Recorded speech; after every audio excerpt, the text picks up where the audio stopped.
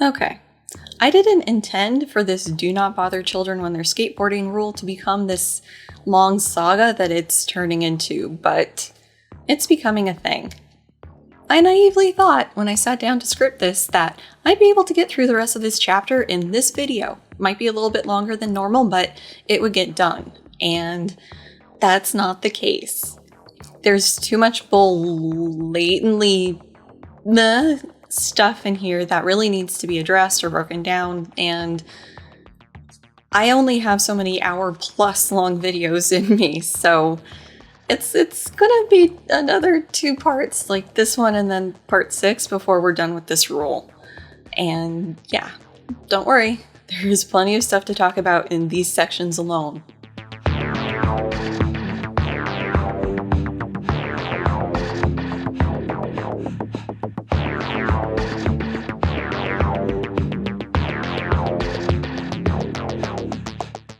This video made possible thanks to the continuing support of viewers, patrons, and PayPal pals like you. Thanks! Hi, welcome back to the channel. Admittedly, it is a little depressing to have to rewrite your intro because you're not going to be able to talk about everything you want to talk about and stay mostly sane. So it goes. But there is still a lot to talk about, so let's get to it. Quick refresher about the visual cues for who is talking. This means I'm paraphrasing the book. This means I'm sharing my opinion or integrating the book with science. This can be things Peterson cited or research I'm bringing to the discussion. Okie doke, back to the postmodern neo-Marxist grind.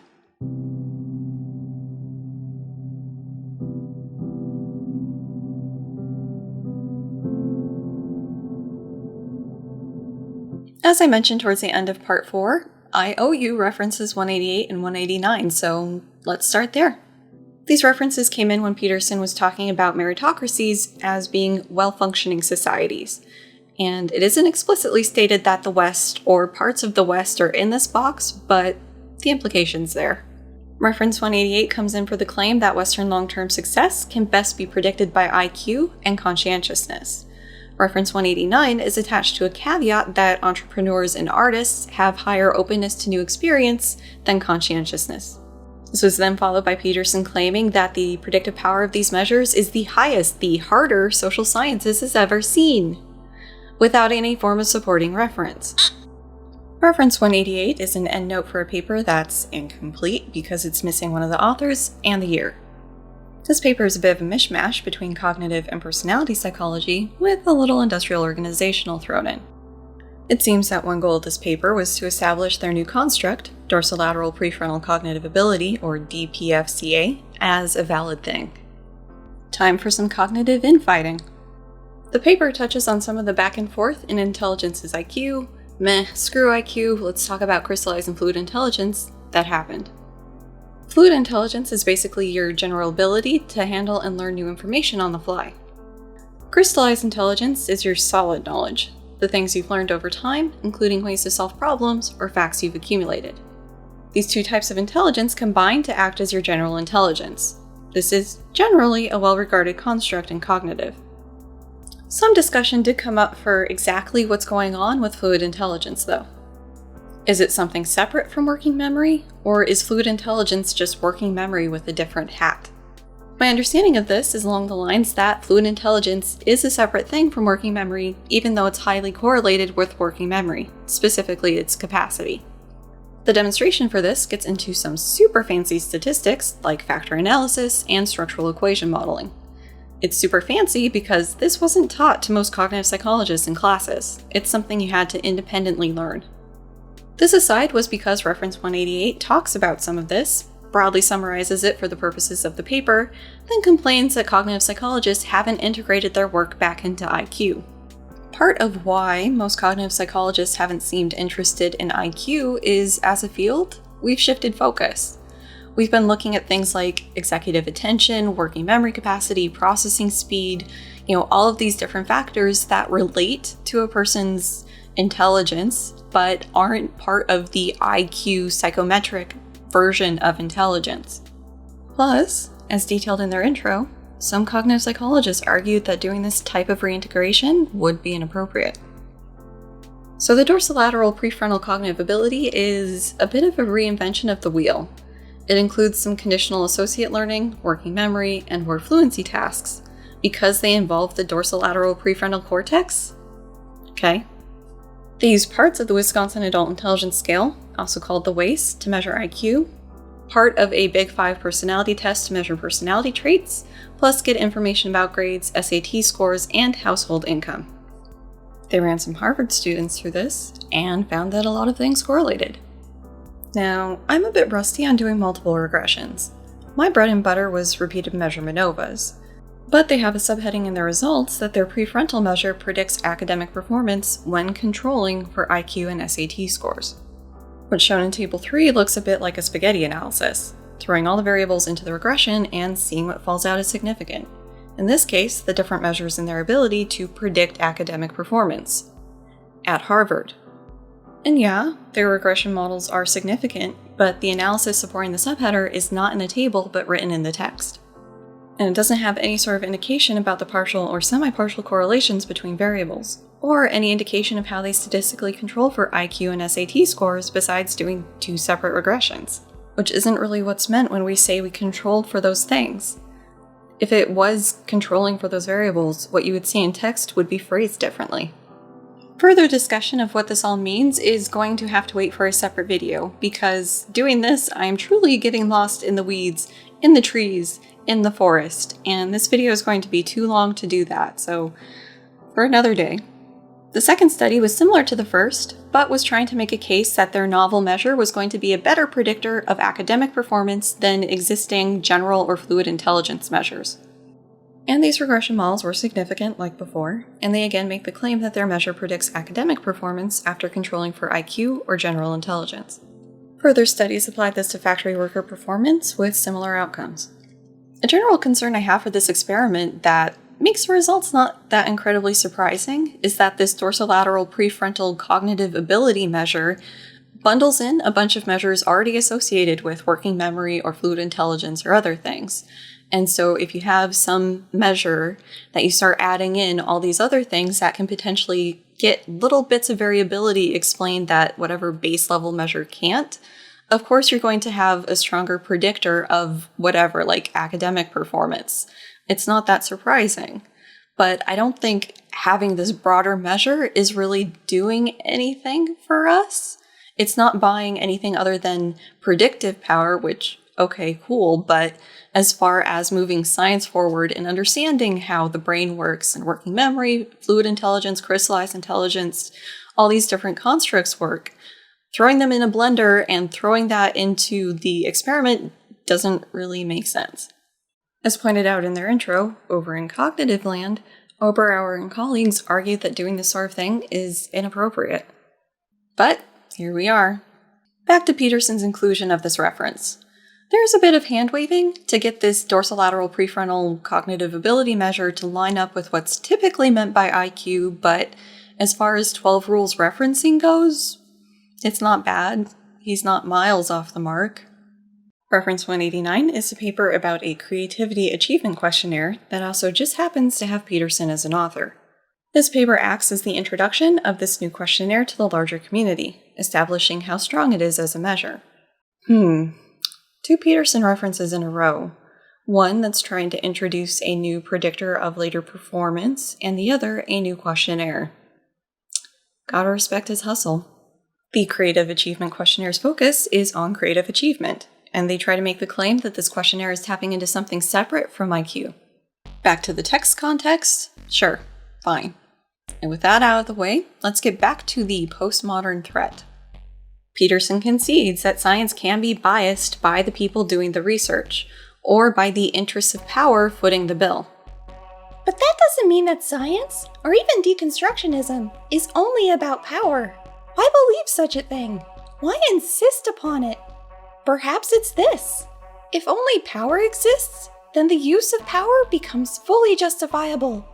There is no bounding such use by evidence, method, logic, or even the necessity for coherence. There is no bounding by anything outside the text. I will grant that there's probably people out there making the strong version of this argument that Peterson's talking about. that science is only about power at its heart. For any opinion, it's probably possible to find at least one person who holds it, so. But I think most people are working with a more reasonable version of the argument where science can be influenced by power. And we're back in hypothetical land with him putting forward that if only X exists, then use of X is totally justified. I guess if you only have a hammer, everything looks like a nail? That leaves opinion and force. And the use of force is all too attractive under such circumstances, just as its employment in the service of that opinion is all too certain. What? Where is force coming from now?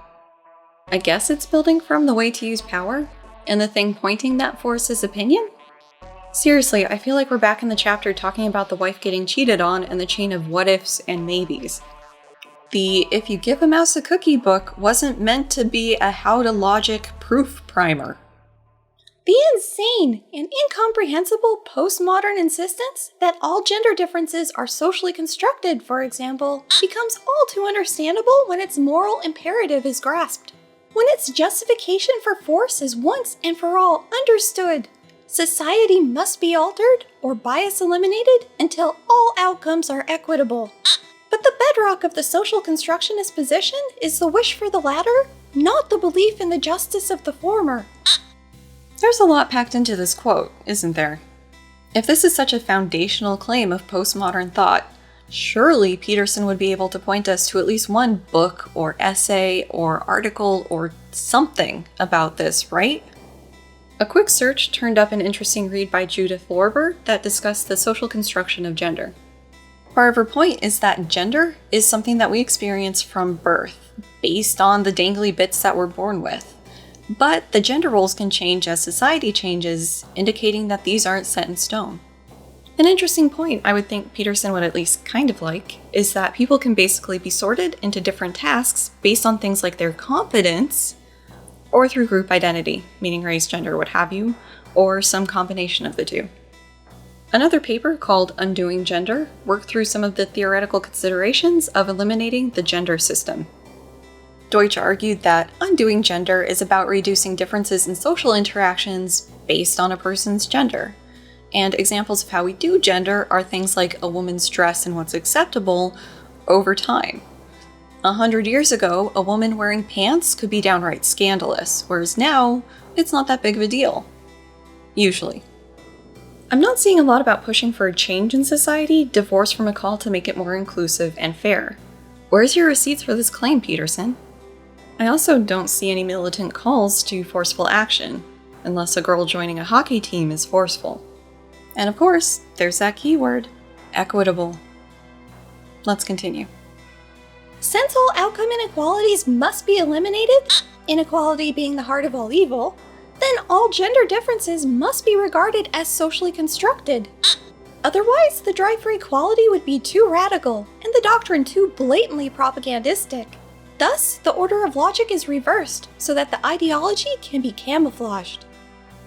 I'm not a sociologist or anthropologist or any other ologist that really deals with this, so take this with a grain of salt. But I don't think that the social construction of gender idea is working backwards like Peterson did here. Saying Peterson's take another way, there are differences between gender in different achievement metrics, therefore to fix that, we have to abolish gender. And that is instead of there being societal norms that value masculine things over feminine things, which can then have an effect on the status, or if you want, power, people of a certain gender are able to reach or accumulate. And contrary to what Peterson's saying here, I don't think the social construction flow was an insidious attempt to hide the intent. I'm also not getting a sense that the social construction of gender idea is based on outcome inequalities. Instead, it seems more like a descriptive observation of how biological sex tends to interact with society to produce the different behaviors we associate with the different genders, and consequences thereof. Final couple kind of related comments here. First, citations would be incredibly useful in figuring out where Peterson is getting this information from, outside his own head. Second, it almost seems like Peterson can't help but conflate sex with gender. People who are working to loosen the grip of traditional views on sex, gender, and their roles in society must be denying the science. The fact that such statements lead immediately to internal inconsistencies within the ideology is never addressed. Gender is constructed, but an individual who desires gender reassignment surgery is to be unarguably considered a man trapped in a woman's body, or vice versa. The fact that both of these cannot logically be true simultaneously is just ignored, or rationalized away with another appalling postmodern claim. That logic itself, along with the techniques of science, is merely part of the oppressive patriarchal system. Of course, Peterson would go with the essentialist explanation for a transgender person's experience. As noted by Natalie Wynn in her autogynephilia video, this essentialist explanation, meaning a woman trapped in a man's body or a man trapped in a woman's body, is the easiest way to get the general idea across, even though it might not be the most realistically true. And honestly, to be fair, a cis person like Peterson should be asked why they think they're the gender that they are. My personal experience with this is the different parts I have feel mostly right, even though I'd like to aesthetically tweak some of them. The rough chassis is right. And I can accept a trans person saying that this was not the case for them until after they transitioned. I don't see what the problem is. But on top of this, we're at a very basic level of what can influence or determine a person's gender. I, and nobody, is solely determined by their genitalia. There's the ways that I've come to act and interact with the world. Basically, the way I woman. And the way I do this can be different from how other people women. But we are all womening in a valid way. It's not this two-straw box scenario that Peterson's portraying it as. And to beat this poor horse some more, where is Peterson getting this information? He should have at least some source for this profoundly flawed ideology. It is also the case, of course, that all outcomes cannot be equalized. From each according to their ability, to each according to their need. Oh, sorry, brain wandered. What were you saying, Peterson? Peterson starts another list, only to abandon it after the first item. Again. He says that first, you have to compare outcomes, and his example is comparing salaries for people in the same position. And he says that the salary is complicated by things like the market conditions when the person was hired, how long they've been there, their experience when they came in, and so forth. And he also gives some other outcome measures to look at, like rate of promotion or tenure. But the introduction of the equal pay for equal work argument immediately complicates even salary comparison beyond practicality for one simple reason. Who decides what work is equal? It's not possible. That's why the marketplace exists.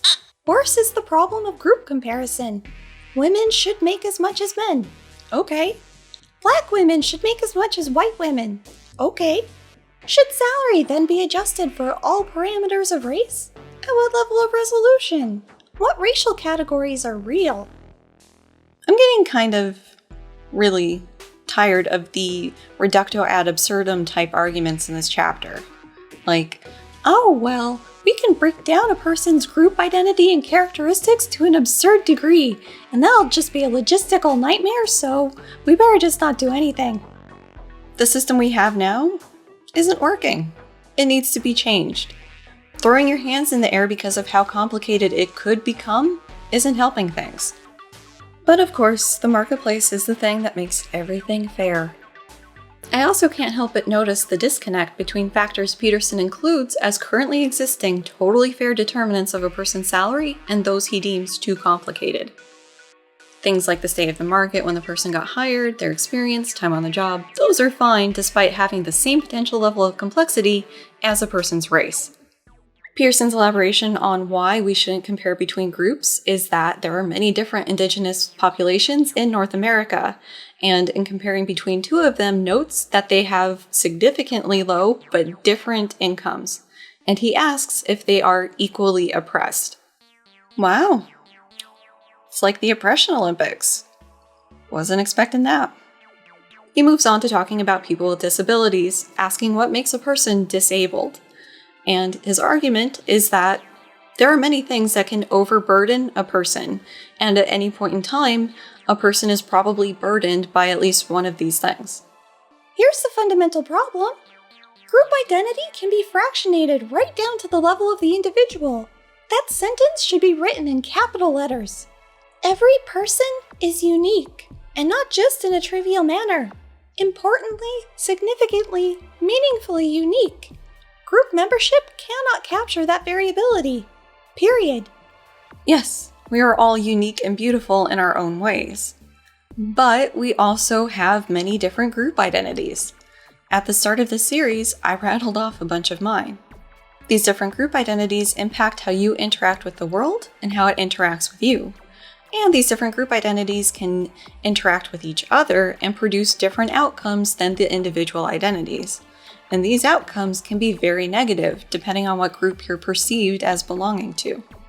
It doesn't have to be we are totally unique or we're only our group identities. Peterson's two-box problem again. None of this complexity is ever discussed by the postmodern Marxist thinkers. Instead, their ideological approach fixes a point of truth, like the North Star, and forces everything to rotate around it. The claim that all gender differences are a consequence of socialization is neither provable nor disprovable in some sense, because culture can be brought to bear with such force on groups or individuals that virtually any outcome is attainable, if we are willing to bear the cost. Why is he rolling Marxism into this? She asks for the nth+1 time. Right off the bat, saying that it's never discussed is a bold claim. One that could be supported by showing alleged postmodern Marxist works that fail to talk about the complexity of a person's identity. And this is another one of those quotes where you almost want to ask Peterson if he doesn't see how the same claim could be made about some of his ideologies, like the whole gender thing. Finally, if culture can influence things to this degree that Peterson's acknowledging, doesn't that mean that whatever characteristic could at least in part be socially influenced? Of course, now we have to talk about intelligence, specifically IQ. He notes that twin studies have shown a 15-point difference between twins based on culture and wealth, and notes that this has also been demonstrated for education level too. Before we dive into the research, let's have a very quick aside about IQ. The average IQ score is going to be 100 and the standard deviation 15, and this requires a lot of testing and retesting to renorm the test to keep that average at 100. This all assumes a standard normal distribution for people's intelligence scores, and this means that the majority of people will be within 1 standard deviation of the average, and then less people than that will be 2 standard deviations, and then even less at 3 standard deviations, and even less at 4, and so on. So a 15-point difference in IQ score between two people is a bit. I mean, it might even be noticeable depending on where we're talking in the scale, but in the grand scheme of things, it's not that much. Reference 190 contains 2 papers and a book. The first is a summary/compilation of the existing research on intelligence and family studies. They argue that their summary indicates intelligence is a polygenetic trait. The intelligence measures used by the included studies isn't specified beyond it needing to be widely accepted and standardized. The papers that make up their dataset is not included in this write-up. The second paper tries to summarize the impact of genetics on intelligence. This includes a historical perspective on the relative balance between the importance of nature or nurture in a person's intelligence. They conclude by saying that a person's intelligence is probably a mixture of genetic and environmental factors. And the book, I'm not going to get in time. I will note that this finding of a person's genetics and environment interacting to form their intelligence has been replicated many times, with the caveat that these intelligence measures may still be sensitive to the person's economic background or other things that might be leading it to not be a pure measure of intelligence. Reference 191 also contains 2 papers. The first looked at failure rates in schools for kids from a working class family who were either raised by their working class parents or siblings who were adopted out into upper middle class families. The group who were adopted out, Group A, were substantially less likely to fail than their siblings who stayed with their working class parents, Group B. This paper is likely where Peterson's getting the 15-point difference in IQ score. They conclude that either there aren't strong genetic factors leading to the differing failure rates, or perhaps any genetic differences were compensated for by the upper class environment. The second paper makes me question what France was up to in the 80s. Children were adopted out in a 2x2 factorial method design. This means that some kids from lower SES parents were adopted into a lower SES family, some into a higher SES family. Likewise, kids from higher SES parents were adopted into lower or higher families. And look at that sample size. They tentatively put forward that SES of the biological parents can impact the child's IQ, even in higher SES environments. However, they repeatedly point out that this does not address prenatal differences that could have impacted IQ or other genetic factors. They also note the lack of an interaction, indicating that the environment has a similar effect on IQ, regardless of the biological parent's SES. Reference 192 is similar to the France one, but finding cases that fit the criteria rather than choosing adoptive parents.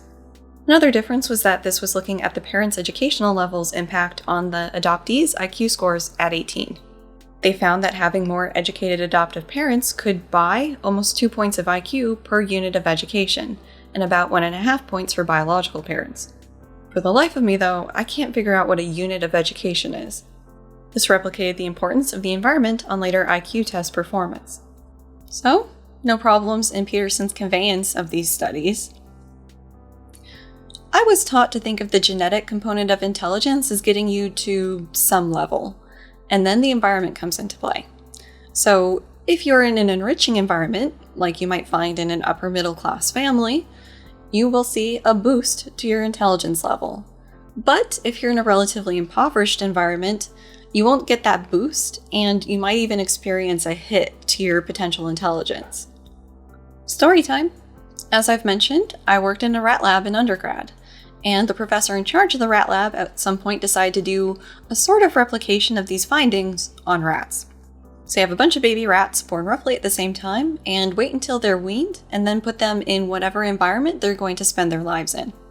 Some rats were put into the standard cage that we had, which was called a shoebox, because it was roughly this long, this wide, opaque, with a lid on it that had food and the water thing. The most impoverished, least enriching condition was putting a rat into one of those cages by themselves. So no other rat interactions, and an occasional human interaction when their cage was getting cleaned or if they were being run through the experiment. The slightly more enriching one gave them a rat buddy. So this would be another rat that they would spend their time with and gave them all social interactions in addition to the person occasionally handling them. Slightly more enriching is a larger cage that's see-through so they can see their little rat neighbors, even though they can't directly interact with them, and an exercise wheel. So it was something for them to do, get some exercise. There was a little bit of problem solving because it could sometimes be used to get like treats and stuff, but more enriching than just the shoebox. Next up is the colony structure. So this was a large cage. I think it was taller than I am, and I'm 5'3".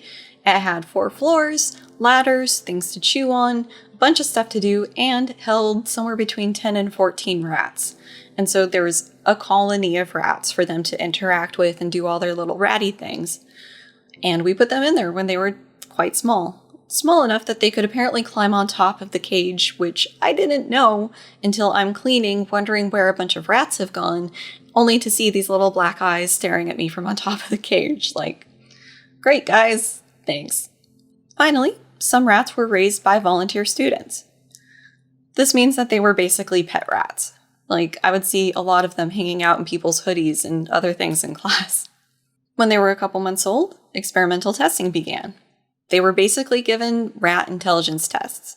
I remember there being the Morris water maze, but I don't remember what other things were used. And basically, there was a pretty linear trend for how deprived the environment was and how well these guys did on the testing. So shoebox alone did really poor. Shoebox with a friend did better. Exercise wheel did better. And then I don't remember if there was a difference between the colony rats and the pet rats, but they were up there at the top. I think all of this argues for the importance of providing enriching school environments for kids, especially in lower SES areas. Try to give them every advantage for later in their life. But, of course, Peterson has to take this someplace weird. What such studies imply is that we could probably minimize the innate differences between boys and girls if we were willing to exert enough pressure. This would in no way ensure that we were freeing people of either gender to make their own choices. But choice has no place in the ideological picture. If men and women act voluntarily to produce gender unequal outcomes, those very choices must have been determined by cultural bias. In consequence, everyone is a brainwash victim wherever gender differences exist, and the rigorous critical theoretician is morally obligated to set them straight. He keeps going, but we're going to pause for a sec. I don't see how differences in IQ between families indicates what he says it does about gender, especially when we have cases of a lot of social pressure to raise somebody in the wrong gender. In this particular instance, I'm referring to what happened to David Reimer.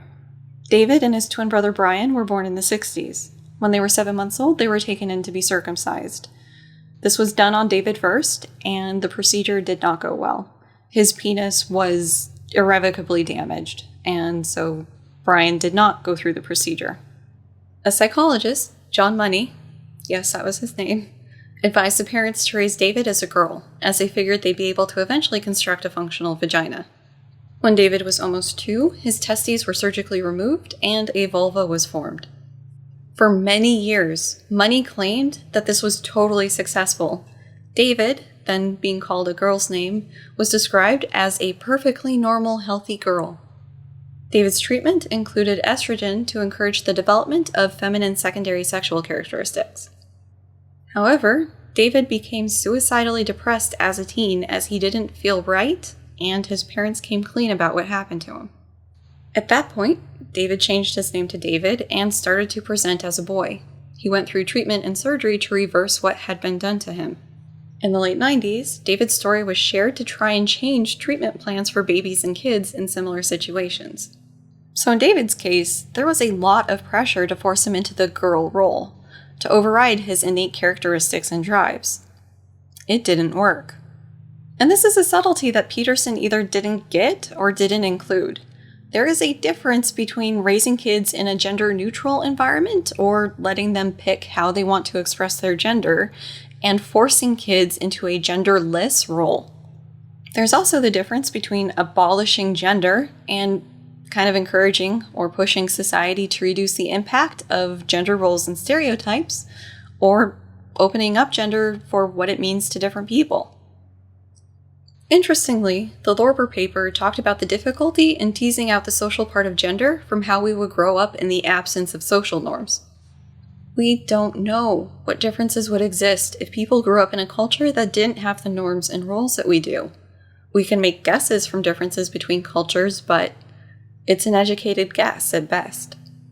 As I talked about in my stereotype threat video, I don't know how much of my version of woman is purely based on me in the absence of culture, and how much is a result of interacting with the culture I grew up in. I just can't know. Finally, who is acting like they are morally obligated to set people straight here? Going back to the Swedes, Peterson says that the gender gap in things like nursing or engineering would mean that people need retraining to go into the fields he says they're not interested in. And then he doomslopes this down into Mao's murderous cultural revolution. Reference 183 is a summary country notes PDF for Sweden from the Organization for Economic Cooperation and Development. There's different versions for different countries. These include notes about education levels and fields of study, employment rates, parental support, and entrepreneurial rates for women and men. There is nothing in this about retraining people to go into fields their gender is underrepresented in. There's nothing about forcing people to go into something they aren't interested in.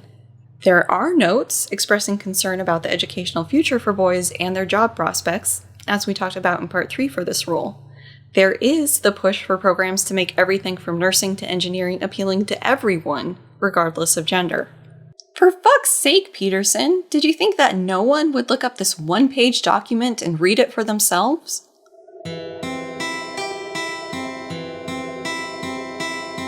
We start this section with a pretty bold claim. We'll get through it entirely before probing it. It has become the tenet of a certain kind of social constructionist theory that the world would be much improved if boys were socialized like girls. Those who put forward such theories assume, first, that aggression is a learned behavior and can therefore simply not be taught, and second, to take a particular example, that boys should be socialized the way girls have been traditionally socialized, and they should be encouraged to develop socially positive qualities such as tenderness, sensitivity to feelings, nurturance, cooperation, and aesthetic appreciation. In the opinions of such thinkers, aggression will only be reduced when male adolescents and young adults subscribe to the same standards of behavior as have been traditionally encouraged for women. Yes, reference 194, a sort of preliminary report from 1980, does call for boys to be socialized in a manner similar to girls. It also seems like there is an emphasis on the amount of violence in TV content. My memory from the late 80s, early 90s is that there was a lot of attention being given to the harm of violent media on young people. And while there is an absurd amount of violence in our content in the US, especially when you compare it against non-violent, mature content, my memory of this is that it was mostly a moral panic. And looking at the follow-ups that reference this paper, it seems that interest in this paper died off over time in the US. I can't say I've ever heard anybody say that boys should be socialized like girls, especially to address violent behavior. Other interventions, like we talked about in the parenting chapter, sure, but not socializing boys like girls. So this basically reads like some good old-fashioned pearl clutching to me. Peterson starts another to-be-promptly abandoned numbered list, arguing why boys shouldn't be socialized like girls. First, he says that aggression isn't purely a learned behavior, it's part of ancient biological circuits that underlie defensive and predatory aggression, and notes that cats who've had their cortex removed are still aggressive. Since he abandons this list, let's jump in here to talk about reference 193. Reference 195 contains 2 book chapters that include Peterson in the author list, only one of which is partially up on Google Books. The first is about some brain stuff related to aggression. Unsurprisingly, lobsters are included on the first page. Apparently crustaceans were not a new talking point for this book. The lobster talk is practically the same from earlier in this book, just without the life advice framing. Somewhat fittingly for this channel, he next talks about cats, and then, less fittingly, talks about psychopaths. A quibble I have is he shouldn't have cited himself for this point. Yeah, he talks about the cat brain and aggression in this chapter, but it's always from Gregg and Siegel's research. The Gregg and Siegel paper is trying to identify brain regions or neurotransmitters associated with aggression in cats, in the hopes of being able to provide treatment options or locations for psychological disorders in humans that involve aggression or violence. They distinguish between effective and predatory aggression. Effective aggression is unplanned and impulsive, possibly defensive in nature, while predatory aggression is planned and goal-oriented. And they note that they don't think there's only really these 2 types of aggression, but for the purposes of their research, it's a useful distinction. They found different brain regions and neurotransmitters linked to the 2 types of aggression. Relevant to Peterson's claim, they found that the prefrontal cortex can modulate the intensity of aggression. From other research, we also know that the cortex, particularly the frontal cortex, plays a role in aggression in humans too. Okay. We're going to get through this paragraph before jumping in. Mostly.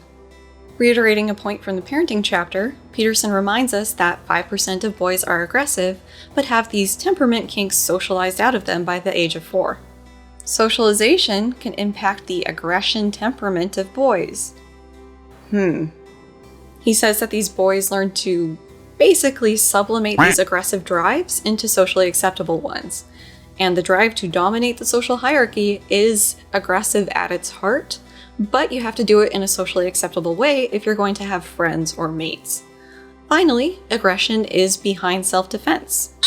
And that's all he has to say in this section. That 5% figure may sound familiar, and that's because this reference was used in the parenting chapter. At that point, it was used to justify using physical punishment as a tool in properly socializing your kid. This paper notes that most infants can be physically aggressive, but most will learn to use alternatives in the lead up to school. This paper doesn't say why most kids will essentially grow out of physical aggression. It was more about the risk factors for kids who hadn't. Unsurprisingly then, there isn't talk that boils down to sublimation, dominance hierarchies, or self-defense. In all of this, And with the way that this section ends abruptly, it seems like there's an on-brand rant missing at the end of this. Something about how we are raising boys like little girls, and this is confusing everybody, leading to the non-traditional gender stuff.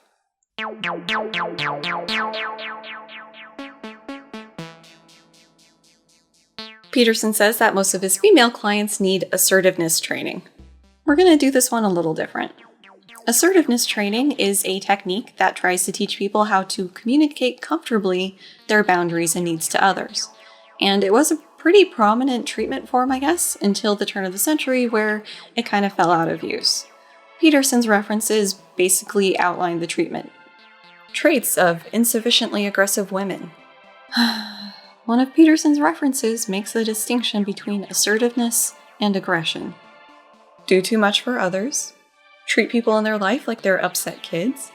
Are naive. Think that cooperation is key. Avoid conflict. Put others first. Can't stand up for themselves, and assume others think as they do. When they get walked on, they get resentful. Peterson says he teaches his clients to note the emergence of resentment. Other than avoid conflict and not being able to stand up for themselves, these traits must be personal observations of Peterson's, because I'm sure as shit not seeing them in the things he referenced or the things I dug up. I think so much of my trying to form alternate advice ends up being setting up and establishing boundaries. Certainly applies here. No judgments of the person needing this advice required. There are only two major reasons for resentment: being taken advantage of, or allowing yourself to be taken advantage of, or whiny refusal to adopt responsibility and grow up. If you're resentful, look for the reasons. I hate this recurring emphasis on resentment, and the doom spirals that it supposedly leads to. But of course, we're back to two possibilities for why you would be feeling resentment. Just two. And don't at me for this, but Wikipedia lists a whole bunch of reasons that you could be feeling resentment. None of them involve being immature. He suggests bouncing the situation off someone else. First, you need to check if you're being whiny and immature about something, and failing that, maybe you're being taken advantage of. And if that's the case, you have a moral obligation to go confront the person taking advantage of you. Gather evidence and confront them. It might mean failing to concede when they offer you their counter-arguments. People rarely have more than 4 at hand. If you remain unmoved, they get angry, or cry, or run away. It's very useful to attend to tears in such situations. They can be used to motivate guilt on the part of the accuser, due, theoretically, to having caused hurt feelings and pain. But tears are often shed in anger. A red face is a good cue. If you can push your point past the first 4 responses and stand fast against the consequent emotion, you will gain your target's attention, and perhaps their respect. This is genuine conflict, however, and it's neither pleasant nor easy. Pasty white person checking in. I can turn red for lots of reasons. Anger's one of them, but so is crying in the absence of anger. Physical exertion, too much sun. There's tons of reasons that I could be red at any point in time. Don't assume you know what's going on inside someone's head, Peterson. Telling people to stand their ground, but then leaving out that it could have some form of negative outcome seems like dangerous advice. For one, he's leaving out the power dynamics between yourself and this other person. If you're talking to your boss or grad advisor or the cops, you don't have as much power in that interaction. There is no real reason beyond common courtesy for them to give you attention, let alone respect, just because you're confronting them. 2. What is the reader supposed to do if the other party resists here? The advice is incomplete. Going to someone with a complaint or request, no matter how justified, doesn't mean that anything will change. What do you do if the other person just stares at you blankly for a little bit and then says no? Reiterating ideas from other chapters, Peterson says that you need to know what you want and be able to communicate that clearly. And he urges readers to not assume that the other person will just know what you want. The person oppressing you is likely no wiser than you, especially about you. Tell them directly what would be preferable instead, after you've sorted it out. Make your request as small and reasonable as possible, but ensure that its fulfillment would satisfy you. In that manner, you come to the discussion with a solution instead of just a problem. If you look past the framing, this isn't bad advice. But, like I mentioned a little bit ago, it's incomplete. What do you do if the other party denies your solution? Which I have direct experience with because of grad school.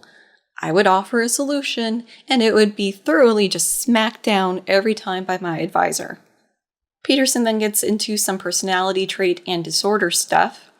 Peterson says that these sorts of clients or individuals let people walk on them, which leads to resentment. And this is amplified by high trait neuroticism. If the person is also timid, it can lead to dependent personality disorder. Somehow. Reference 198 contains an article and something. The first argues that personality disorder should be thought of as extremes of normal personality traits rather than pathologized. Further, they aren't happy that the latest revision of the DSM opted to go with a 3-factor personality model instead of the 5-factor one. The second is another thing that has Peterson on the author list that was published in the Annals of the New York Academy of Sciences and contains less than a page of content. It describes a study looking at kids who got into fights versus those who didn't, and that some neuropsychological and personality measures predicted fighting behavior. I can't find anything in either of these about the etiology of dependent personality disorder, so add another check in the not quite column. He argues that dependent personality disorder can be thought of as the opposite of antisocial personality disorder, and his description of antisocial personality disorder is the set of traits characteristic of delinquency in childhood and adolescence, and criminality in adulthood. It would be lovely if the opposite of a criminal was a saint, but it's not the case. The opposite of a criminal is an Oedipal mother, which is its own type of criminal.